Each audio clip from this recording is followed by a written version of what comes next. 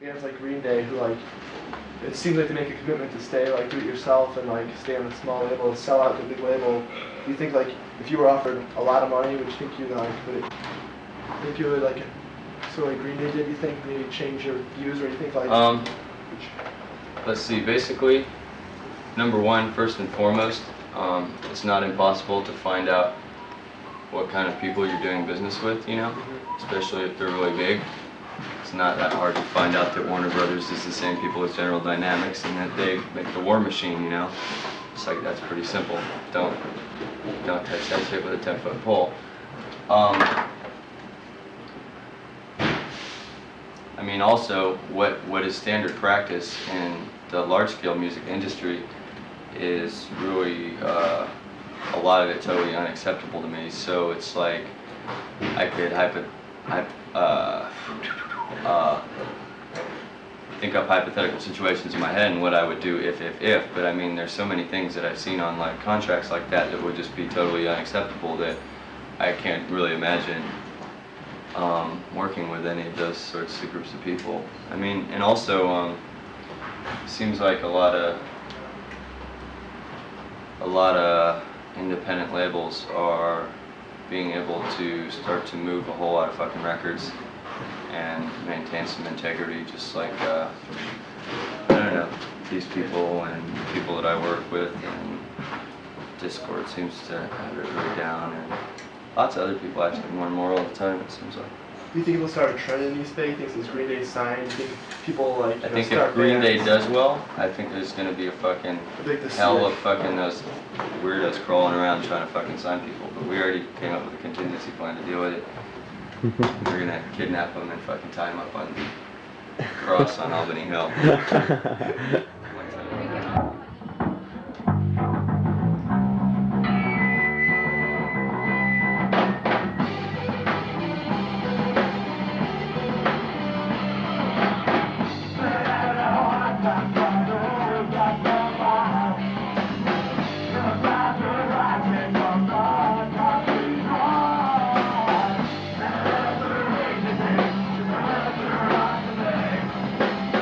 I'm afraid my children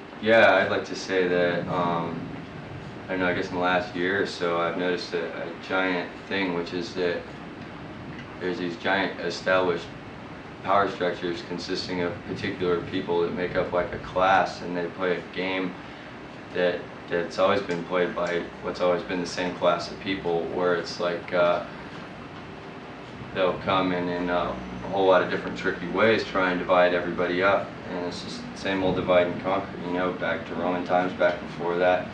Everybody who's ever been fucking an oppressive force has been the same way, and it seems so strongly going on now, just in between peoples of different countries, or different states within countries, or different neighborhoods within cities, or from, you know, different religions or races or genders, or you know, all the categories that we're given to slot into nowadays. You know, if you're a fucking heavy metaler, or if you're a punk, or if you're fucking society or whatever, if you're a businessman or whatever.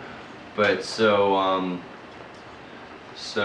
what I found out lately, from getting off speed and getting turned on to Food Not Bombs, and doing that a lot, is that a lot of people that are being oppressed generally have a problem with adequate nutrition. Therefore, if you can figure out how to scam the food and start providing meals, you can effectively start building a community of people and start undoing all the divisions that they've put there for us, and that some of them that we've put there for ourselves are just falling for. And you can start growing communities just like you would grow food.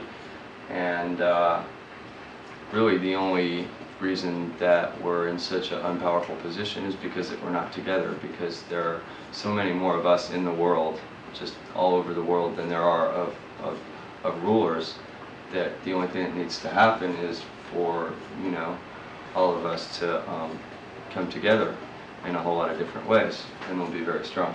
So, in hopes that that'll happen.